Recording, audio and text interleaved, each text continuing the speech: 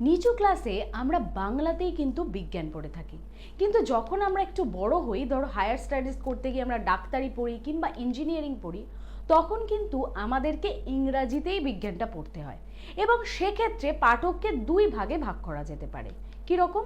প্রথমত হচ্ছে প্রথম শ্রেণী, যারা ইংরেজি জানে না বা অল্প জানে, আর দ্বিতীয়ত হচ্ছে দ্বিতীয় শ্রেণী, যেখানে হচ্ছে যারা ইংরেজি জানে বা ইংরেজি ভাষায় কিছু বিজ্ঞান বই পড়েছে।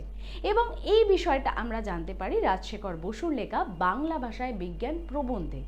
এই অংশ থেকেই মাধ্যমিক 2018 তোমাদের একটা প্রশ্ন এসছে। প্রশ্নটা হচ্ছে যে যাদের জন্য বিজ্ঞান বিষয়ক বাংলা গ্রন্থ বা প্রবন্ধ লেখা হয় তাদের মোটামুটি দুই শ্রেণীতে ভাগ করা যায়। তো এক্ষেত্রে শ্রেণী দুটি কি কি? শ্রেণী দুটি হচ্ছে প্রথমত প্রথম শ্রেণী, যারা ইংরাজি জানে না বা খুব অল্প জানে, আর একটা হচ্ছে দ্বিতীয় শ্রেণী, যারা ইংরাজি জানে বা ইংরাজি ভাষায় কিছু বিজ্ঞান বই পড়েছে। এটাই কিন্তু উত্তর হবে, ঠিক আছে? তো সামনেই দেখো মাধ্যমিক 2025, তার প্রিপারেশন এবং সাজেশন নিতে হবে।